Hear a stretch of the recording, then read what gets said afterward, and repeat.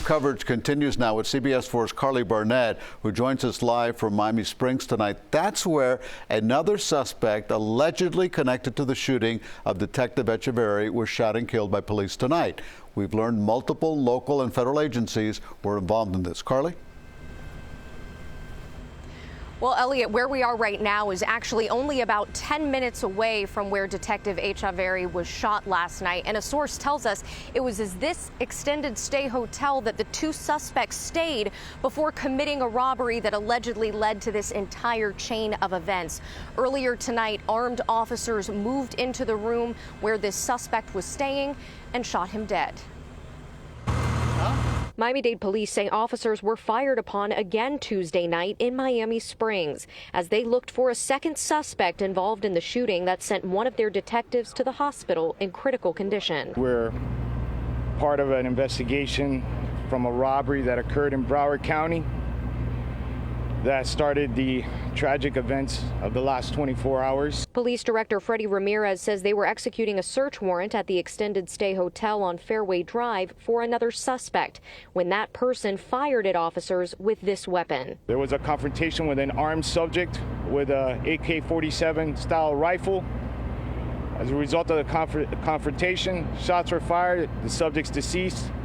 Officers are okay. This woman was staying just 2 doors down and heard the suspect yelling. I'll kill him. I'll kill him. I don't care. You know? You heard a man's voice. I heard, yeah. He was not scared whatsoever. He was like, either do them or me, because he knew he was going to get caught. That man has not yet been identified. The other suspect, who Miami-Dade police say pulled the trigger on Detective Cesar Echeverry, has been identified. 32-year-old Jeremy Willie Horton. Miami-Dade police say the two were involved in an armed robbery in Broward County. The Miami-Dade Robbery Intervention Detail spotted their vehicle Monday night at the intersection of Northwest 62nd Street and 7th Avenue in Miami. That's when police say Horton and this other suspect began to strike detectives' cars by trying to flee and crashed into a civilian vehicle. In an exchange of gunfire, Horton was killed. Echeverry was hospitalized. In 2019, records show Horton was charged with kidnapping, battery, and cruelty to a child in Cobb County, Georgia. The case was delayed due to COVID, and just last month, those charges were dropped when the witness stopped cooperating with authorities.